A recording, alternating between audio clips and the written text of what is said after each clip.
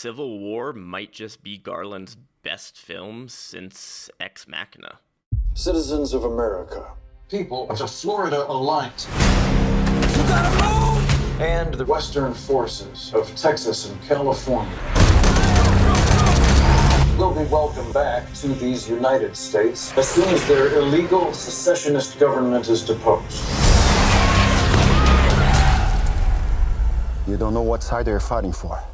Someone's trying to kill us. We are trying to kill them. Civil War is the latest film from Alex Garland. It's an A24 production following a group of photojournalists in the near future of the United States, essentially documenting the violence erupting during this Civil War. We see these characters travel together to cover the destruction of the country, to cover the death, the killing of one side toward the other and vice versa. And it has a lot to say, but thankfully it's not too on the nose. As mentioned, this film comes from director Alex Garland, who is known, of course, for Ex Machina, widely regarded as one of the strongest sci-fi pictures of the 21st century. He has also gone on to direct projects like Annihilation and Men. I'm one of the few who is positive on all three. Ex Machina, almost universally acclaimed. Annihilation, very strongly acclaimed. Men, not so much. Here we are with Civil War, and it remains to be seen if there will be a clear consensus, but so far it is looking quite positive. That being said, we live in this weird online era where it's become fashionable to hate on successful directors, particularly in Hollywood. It's almost as if to be a true cinephile, you must hate what others enjoy. And that's quite a shame. Garland is a good director, and Civil War is a good film. There's been some kind of buzz in the news over the last couple of months from an interview that Garland did with The Guardian, in which he said that he's not going to be directing for the foreseeable future. Headlines abound about Garland's retirement, but he's clarified he is not retiring. He's just kind of focusing his efforts on screenwriting. He is a writer first. He wrote several novels, actually, before his first feature film, and currently he's working with a couple directors on their projects. He's writing for Danny Boyle, who, of course, directed films like 28 Days Later and Trainspotting, and I'm very interested. He's collaborating with Ray Mendoza, a Mexican filmmaker, on a project tentatively titled Warfare, and possibly starring the rising Charles Melton, who of course had a supporting role in May, December last year. Anyway, down to the actual film. This was a very interesting project. It was immersive in ways that I didn't necessarily expect going in, and I think that's at least in part due to the interesting choice of their primary camera.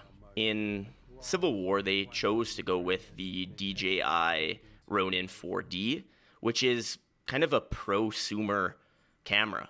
I have a DJI Ronin, not the 4D, but even the 4D goes for only, in quote, $7,000 US compared to tens and tens of thousands for more traditional cinema rigs. What is interesting about the 4D and its impact on this film is that it is kind of a mini cinema rig with a stabilizer, very comprehensive stabilizer built in. What this allows is for the camera operator to get really close to the action to contribute to that immersive feel. You're not forced to have cameras on tracks or dollies, which can sometimes feel artificial. And there's a lot of leeway within the 4D. You can adjust the stabilization to make it feel more handheld, to make it feel more gritty, or you can adjust the stabilization to give the feel of that tracking dolly shot if the scene requires it. Interestingly, and I actually didn't know this until Civil War came out, but Monster, the 2023 film from Hirokazu Koreeda, also used the 4D, and that was also a very, very beautiful project. Definitely check it out if you can. It's still in limited theatrical release in certain locations. But what this kind of choice from Garland and his director of photography and the rest of the team, it creates this closeness to our characters. It allows us to feel like we are there witnessing the violence. We are a part of this team of photojournalists that is covering the Civil War.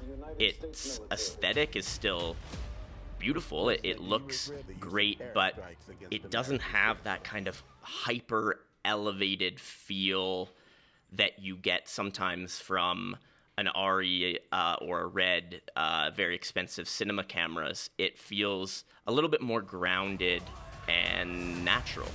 The cast also appears quite natural. We pretty quickly buy in to their roles as photographers, as journalists, as photojournalists.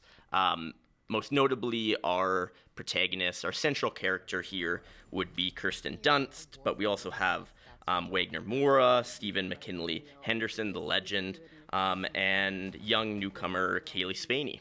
While this is a war film, potentially an anti-war film, but I'll get into that in a minute, it's also a little bit of a road trip movie. We have these photojournalists come together, we see them bond, we understand some of their previous history. Of course, in a film that's actually under 2 hours, these relationships are not always fully developed. It's tough to 100% buy into the kind of emotional connection and the impact of everything that happens to these characters, but I think that's largely due to having kind of 4 characters traveling together and only having a couple hours to establish these bonds. That being said, everyone puts forward a strong performance. There is no single actor that I wasn't buying, and I think that really is in connection with what I've talked about the natural feel of the camera. Is the strongest aspect of this film is that it feels so real. The conversations these characters are having are real. The violence that is occurring is real. You, as an audience member, particularly in a theater, but I imagine you would have a similar effect at home, you feel that what is happening on screen is happening all around you. And that is a testament to the performances, to the cinematography, to the direction, all coming together fairly cohesively. In terms of its thematic messaging, I was quite happy with how Garland approached this project. When I heard about the general premise, right, this civil war in a near future United States, it could have very easily turned into this kind of satirical, on-the-nose take of American politics, where we have a president that resembles Donald Trump, for example. We have kind of specific references to American politics, but for the most part, Garland steered away from that sort of specificity, and I think it was for the overall benefit of the film.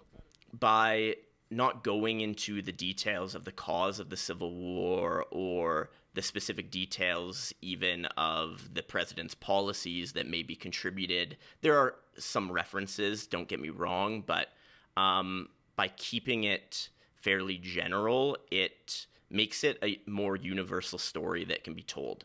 Yes, it's in the American context, but there are clear references to travesties, to wars, to violence, to genocide that occur right now in our world around the globe. And this film does have a lot of violence. Brutal, brutal violence. But every piece of violence that we see on screen is put there for a purpose. This is not a movie that is just blowing things up, that is blood and gore for the sake of blood and gore. Everything that we witness is sending us a message. And this violence is made even more impactful by the use of still photographs interlaced within the motion picture. As the film follows photojournalists, when they take photos, we see those stills on screen. And yes, movies can show the depth of violence and pain and despair very well, but there's something to be said about the degree of impact that a photo can hold. In a film, you have this notion of past, present, and future. You have this idea that time is ever moving, that this moment was fleeting and it will pass and it has passed. Within a photograph, you understand that in this moment of time, this was truly occurring. There is no escape from a photograph. You can't fast forward or rewind. You're forced to look death in its eyes. And in general, this film, Civil War, has a very interesting relationship with violence. It shows our relationship as humans, essentially our inescapable connection to death, destruction, and violence.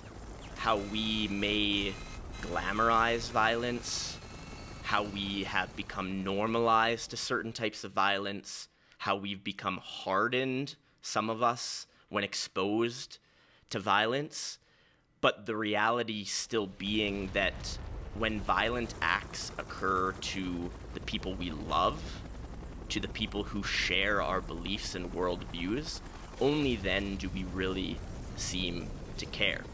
Kirsten Dunst's character has a very powerful line in the film that I'm obviously paraphrasing here, but she essentially says, as a photographer, I don't intervene. I take these photos hoping that someone else will. She's trying to send a message to those who supposedly can make a difference. But of course, the problem is when we're all standing idly by, who is that person that is going to step up? As I mentioned earlier, this film may be described as an anti-war film. Of course, this always leads back to the quote attributed, perhaps misattributed or adjusted over the years to Francois Truffaut, who essentially said possibly that it's impossible to make an anti-war film. The simple act of showing war on screen kind of glamorizes it and makes it pro-war indirectly. I would tend to agree with that sentiment. I do think that Garland and the team here behind Civil War has done a fairly good job of not glamorizing violence, of making it deeply personal and humanizing these characters, of forcing us to put ourselves in these positions. It feels much more real than most war pictures out there. It also acknowledges the cyclical nature of these wars and of violence. We have Kirsten Dunst, character who has been a photojournalist for quite some time, and we have a young, aspiring photojournalist in Spaeny who is set to essentially carry on her legacy. As a photojournalist, yes, but it symbolizes, again, this cyclical nature of violence. There will always be wars to cover. There will always be individuals who need or desire to capture this violence and to share it. Before I finish up, I just also want to mention the sound design and the score and really just all of the audio components coming together here. There are moments of complete silence where you could hear a pin drop in the theater, where you are forced to stare, to look at what you are witnessing on screen, the horrors of what you see. There's this juxtaposition at times with the soundtrack and the violence. There are upbeat folk songs kind of overlaid with recent death. And this is, of course, intentional. There's a clear juxtaposition both visually and through the score that show us kind of the irony in how we live our lives in perhaps the natural ways that we cope as humans. There's unending violence in this world constantly, and sometimes we need to escape, and whether that is morally the correct choice is difficult to say. I won't spoil anything about the ending, but I feel as though some folks might not love it. For me, it worked. It kind of wrapped up, I think, the central thesis of the film, which I won't share directly here. I'll allow you to kind of come up with whatever you think works best for yourself. But I was satisfied with the ending. It was almost the way that it needed to end. Anyway, if you watched this whole video, thanks so much. Always appreciated. Like, comment, subscribe. All those things are very helpful. And watch the next one too. Thanks.